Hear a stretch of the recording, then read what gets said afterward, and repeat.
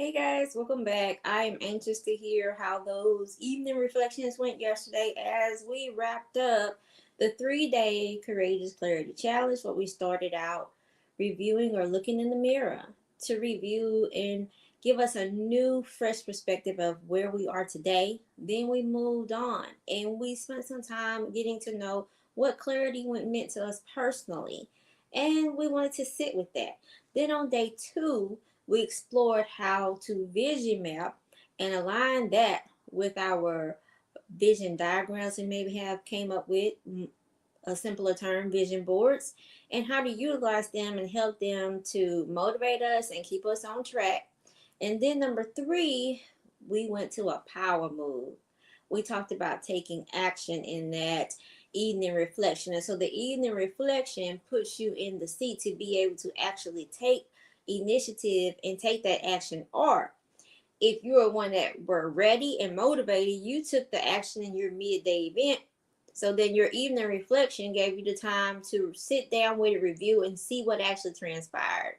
So I want to take time today, though, to celebrate you for showing up every day, for putting in the work, and most importantly, addressing some concerns that are a little bit intimidating because of the intimate nature and because it helps you to embrace seeing yourself as your raw, true, authentic self and accepting that in a society who screams authenticity but celebrates everything but that, right? So, um, how did you identify with the real fog, and how did you stop pretending when it came to clarity on day one? Maybe you're one that is constantly busy, busy, busy. I never have time. It's always something. And so some of you are like, well, it is always something because these things are important. Ah, yes. But the thing is that along the path that we are on, there is always going to be something tugging at you. Those of us who are being called to our higher self are going after something great. Everything you do will be important. What you're going to be learning to do is prioritize. You have no problem with prioritizing when it comes to someone else or something else. The trouble comes in when we start prioritizing for us, with the consideration that some of these things that we are doing are necessary for where we're trying to go. But everything has a place and a time. And I want you to remember that when it comes to the things that are truly important. So then number two, with the vision mapping, how did you feel about that? With me, I shared that whenever I was able to sit down and really look at my vision map and look back at the things that I had done over the course of the last month, because the Courageous Clarity Journal is a 30-day program. So what we did during this week, we kind of fast tracked toward the points that I thought would help you the most. And these last challenge, we went through the whole week of clarity, but I wanted you to get a little bit more of an impact this time with what a taste of what it feels like when you actually continue to put in the work. Why? Because some of the weeks the work is going to be, you're going to find yourself kind of falling off, and that's because you're setting a new pattern, you're creating a new habit. So whatever your habit is that you are doing right now, we have to disrupt that. We're not going to like that. You're going to get some resistance to that. And then the funny thing about it is that the resistance that comes with this, because it's related to something that's somewhat important, we give it priority. We give it space. We give it space to exist, much more space than what it needs. And it's like understanding that this is not going to be always, but right now I need to do this now in order for me to do that thing that's at the end of my vision map. This is a piece of it. And that's what a lot of us are missing, because you cannot, should not, will not be able to skip the necessary pieces in order to get where you're trying to go and stay there or get there. And that's what we're seeing today. We are seeing the fallout of a lot of individuals that fast track and got where they were trying to go, but they don't have the tools that's needed to sustain or get back when rough times come. And so that's what we're preparing you for. And the coolest thing about it is, it takes us how many days? I want you to drop that in the chat. How many days does it take to make something a habit? So when you're doing this journal, you're making a habit. And the cool thing about it is that even when you're done, Some of you, if you're like me, you're going to want to come back and you're going to want to revisit certain sections because you want to dig a little bit deeper in that and get more information out of it. So this is me guiding you through with these prompts. It is taking you through the program in a way that you're not going to fight as much. More so like, you know how when we're in intense coaching, hot seat coaching, the questions are spot on. And it's called hot seat because it makes you face the thing that you've been running from, and then we help you to figure it out. But these encourage you to take that step on your own, at your own will, at your own time, considering the platform that we have allotted. We've given ourselves a day to sit with these things and a week to sit with the whole concept, 30 days to get it together, which is sufficient. By the time you arrive in week 3, this has become part of your routine.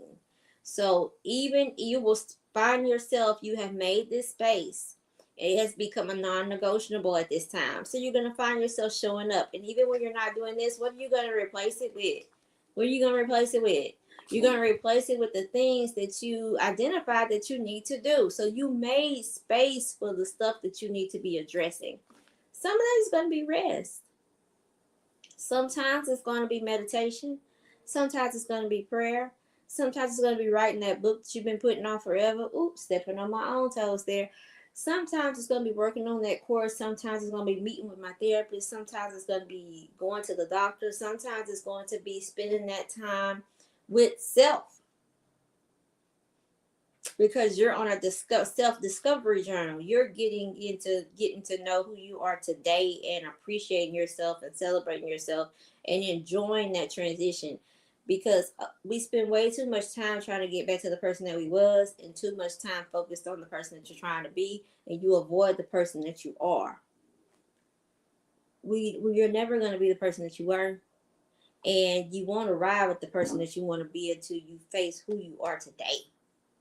Embrace that, enjoy it, celebrate it, and change the things that you want to change. It really is that simple. So what we have done by doing these little questions, and I love to point this out, and I'll continue to do so over and over and over again. Don't open the journal. You're gonna do it anyway, but don't open the journal and get intimidated by us asking you 3 questions throughout the day. This is to catch you where you are. This is to give you an opportunity, no matter if you're one that show up and is already ready to go in the morning, great. You're going to excel in morning check-in and midday reset. You maybe struggle a little bit. Then you'll come back with evening reflection, and you will just excel. As you continue to go, you will look forward to these times. You will forward to spending time with yourself. In week 1, we what are we doing? We're uncovering the core values. In week 2, we're focusing on, leaning into the discomfort. In week three, we're going to be, you're focusing on identity and we're focusing on identity and transforming limiting beliefs. And we're doing that thing that has become another buzzword, rewriting the narrative. So by completing this journal, you're being trained how to rewrite the narrative in the easiest form for you to be able to do it. And then once you have, a week's time is sufficient, and you could do it again, because the goal is for you to come up with your way, for you to retrain that brain to rewrite the narrative when it's necessary, and be able to do it on your own without having to go get somebody to help you, pulling up some manual, asking ChatGTP or someone else. We are making you face what's really going on with you in these situations, because you are perfectly capable, so that you can make these decisions on your own when those times come and you don't have access to anyone. Because as much help and resources as we have out there, there is going to become a time when nobody's going to be there. And what are you going to do? You're going to rely on the things that are in your toolbox, and you're going to pull them out. But with you training your brain and doing these exercises the way that this journal is constructed, you will automatically start to do this every single day. Myself included, automatically do it every single day. I don't coach, teach, or advise anything that I'm not doing or wouldn't be willing to do. I say willing to do because everybody don't have the same concerns. So there's going to be some people, most of the people I attract, we have similar concerns, but there are going to be some people that maybe will come to me for consulting or short-term coaching, and we won't. But we will get through, and I will advise based upon what I would be willing to do in that situation. And I enjoy it. But anyway, so next in week 4 is all about taking aligned action. In week 4, we are pushing you out of the bird's nest because you are thoroughly equipped. At this point in time, if you've been showing up for all 3 days plus the bonus that I threw in and you're here today, that's 5 days. You are ready to go out there and be pushed out the nest and get it done. Some of you are going to require a little bit more of a hands-on approach, and there's nothing wrong with that. Maybe you want to explore some things, get a little bit more in depth. Maybe you want to know if do you think that I should work with a therapist with this? Do you think that I could maybe qualify for a coach to help me through these things? Because one of the things my clients love is our on-demand support. Because when you're taking these actions, you're going to have questions. So I encourage you guys that are in the free challenge to utilize the group. And remember that this is a judgment-free zone in the sense of righteous judgments. We're going to put ourselves in those people's shoes, and you're going to give them support versus criticizing them, right? So let's look forward to making and taking that action. And I just want to share a couple of wins. And remember, it is nothing absolutely wrong for those of you that are in the coaching space to keep you some notes. Y'all know I'm really big on my notes, and the coach that taught me is really big on her notes. We are information hogs. Your brain is not going to be able or not created to retain all the information that, or maybe it's just me, all the information that we try to stuff in there. But you will have some of us have a trigger word. And so what this is that if good old menopause decides to show up today during this session, then I have this to fall back on, and it may or may not jog my memory. Since I've been doing the clarity work, it has really helped me with that, and I've been able to stay on task. But maybe I'm sleep deprived and just having a difficult day, and it shows up. I'm going to struggle a little bit to stay on topic, right? And it's not because I don't know what I'm doing. It's because I'm dealing with the concerns that I have, right? I've admitted them. So all of y'all, I don't know everybody that's watching this stream. Those of you that are in my group, we're a little bit closer than those of you who've been rocking with me for a while. Yeah, you know and understand. We share back and forth. But for the most part, I'm sitting with that. Well, a lot of people are running from it because they're worried about what it's saying about them, seeing that I'm getting older. Duh. Keep saying good morning. All of us are going to be blessed to be old one day, hopefully. You know the alternative, right? So embrace that and take space in the moment that you're in right now, and do what you're called to do. It's called being a good steward of our time and counting our blessings, right? So I just want to share a few things, and then I'm going to open the floor for you guys to comment and post some questions that you may have. And I also have a handy dandy link that I'm going to post below this video that it is inside the group already. If you are in there,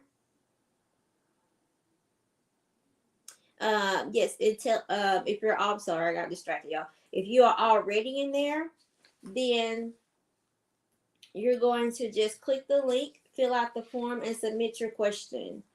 And check your email for a reply back from me. Because remember, we share things in a public space that we are healed from. Unless you are in a monitored group, monitored therapeutic group, where somebody is taking ownership or accountability for keeping that space safe,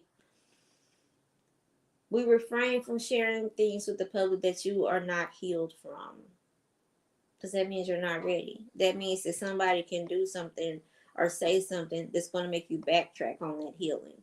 The people that you see speaking that are doing it responsibly, they've healed from that. And you don't see them acting out, and they know to stay out of the comments. But we get in the comments sometime, right? Because that's how we know what you're saying. If it wasn't for the feedback that I get, then I wouldn't be in the comments. But because I'm here to nurture, support, uplift, encourage, and work with you guys that are ready. Yeah, you know who I'm talking to, ready to work with you when you're ready. That's the only reason I check the comments. Not for anybody to praise me, not looking for likes or any of those other things. Those are all great, and thank you guys so much. But that's not what I'm here for. The people that you're messaging is really speaking to, most of the time are not going to like a comment. And that's okay. They're paying attention to your message and they're going to continue to watch. They're going to continue to show up. They're going to be looking for you. So please show up and serve in the manner that you have a gift to. But one participant, she recognized this week, because I'm curious to see what piece of clarity that you maybe have uncovered this week. But she noted that she would always say that she would be busy, and the exercises that she's done this far, she has the journal, but the exercises that she's done so far this week helped her to uncover and see that she had been hiding from her purpose. Why do you think that is? That's a little bit intimidating, right? And one of the things that people usually don't give you no flack about is if you say I'm busy, including yourself. Because remember, I told you, when you speak, especially if you say it out loud, who's listening first? You. So with us saying I'm busy, that's usually an excuse, and we don't require anything else from it. We understand that. That's a universal language. But she sat with it, showed up, and recognized that she had been running from her purpose. A lot of us, sometimes we don't know what our purpose is, but she knows, and she may not be, I'm not sure if she know what she want to do with it, but by the time, if she continues upon this path, by the time she's on week 4, she's going to know what she want to do with it, or what the next steps are in order for her to figure that out. Um, let's see. We had a mom that also said that the reset moment, remember, it's going to be the morning check-in, midday reset, but that reset moment helped her to say no and mean it. A lot of people say no, but they don't mean it, especially those who are kind and empathetic. But you have to set boundaries. And she was like, she recognized area that she had flexible boundaries. She thought she had boundaries, but she wasn't saying no and meaning it. Remember, people are going to try you, but the boundaries are for you, not for them. So, and when I say people are going to try you, it's not always necessarily a negative thing. They are used to being able to come to you for this certain thing, and you don't want to tell them no, but they know that if they persist a little bit, because they really really want you to do it, they really really need it, right? And so they're going to ask you again. And that could be you doing something in the corporate lane, that could be something you doing something at home, that could be you doing something in like your gift, because you better set boundaries there. But because of the fact that you enjoy it so much. But she recognized that she had some flexible boundaries, and that she needed to say no and stick with it in order for her to show up the way that she desires to. What else? The evening reflection helps me to stop carrying emotional weight. Yes, the evening reflection, someone said, helped them to stop carrying the emotional weight of whatever their concern was. So remember, when we're taking that deep look within, you're going to uncover some things. You're going to start working on some things. And it just nurtures you along the coaching program. And then when you go and sit with your evening reflection and do the exercises that it's having you to do, it's setting you up to release those. Yes. And that's the thing I love about journaling, is because we pour so much in. The stuff that we're saying, the stuff that other people are saying, the stuff that's in front of us on social media, the stuff that's on TV, the stuff that we hear around us that we're not even trying to hear or be influenced by, the stuff that the government's doing, the stuff that everybody's doing is being poured into. And then the stuff that we read, the stuff that we listen to, all that stuff is being poured into. So the evening reflection allows you the time to let it flow, release the stuff that you've been carrying thus far in a positive manner, so that you can heal, so that you can breathe, so that you can have the energy and space that you need in order to pick up the things that you need, that you want. The thing about it is that if I'm full and somebody offer me something, what I gotta do is somebody walk in here with this big, right now I'm kind of hungry. Somebody walking here in a big bowl of pho. What I gotta do? My hands full. I'm gonna have to put something down, right, in order to take it from them. Yes, it's the same thing with the things that we are going after, and we struggle with wanting to put. We don't put stuff down. We just steady try to collect. I can try to collect if I want to, but we're gonna find out real quick when I drop that hot flow in my lap, right? So it's the same thing with some of the stuff that we're carrying. And then I love this one. She said, I know y'all can identify with this because a lot of us dealing with this and then done it. She said she realized her vision. Yeah, she realized her vision came from survival and not alignment. Who's that speaking to? Her vision came from survival and not alignment. Mm. So that means that you're bringing in things that you have experienced in the past and allowed it to adjust your vision. And it's not really aligned with who you are, where you're trying to go, the folks you want to serve. Your purpose is not aligned with that. So you could have had it all together. And what I love about these comments and why I bring them up is because every single one of these people were unaware of that they were doing this thing. Every single one of them were unaware that they were doing that. But throughout this challenge, and that's just like the first week and showing up to this and watching the replays. So stop beating yourself up if you can't show up live. That's what the replays are available for. For the remainder of this week, they will be taken down Sunday. And then for those of you that upgraded to VIP, you will have them for 14 days. So please utilize them and continue to work in your group. But to continue to work in your journal. But yes, so she became aware of that. Some of us are so focused on, I know what I want, and this is the reason why when you receive advice that you solicited, consulting and things of that nature, and it doesn't align with where you want to go, as far as I don't want to do that, why? Ask yourself why. Why don't I want to do that? And then listen to what you're saying. Is it coming from, I don't want to take that risk? Or is it coming from, I don't want to do that because it's going to do this? And then that is going to cause this. And that's not what I want. Listen to the feedback. And then work with your consultant, work with your coach, work with your mentor. And this is for business and life. And come up with a possible solution. So if we decided, okay, we're not going to do that, we're going to continue to move forward, then that's understanding that you're doing it, understanding that, okay, we're going to allow that because now we know the reason why, and they can maybe advise you on what we can do instead.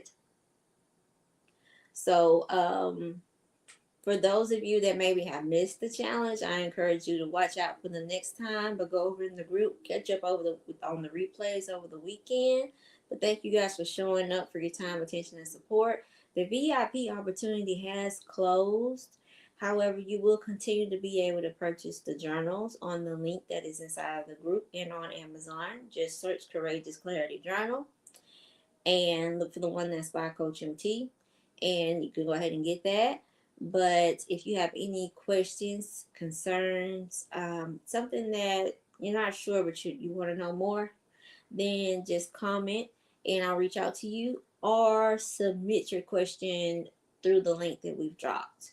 But thank you for showing up. I'm Simply Coach MT, the founder of Simply the Best Coach Academy, which can be found on simplythebestcoach.com. Y'all have a good day. Bye bye.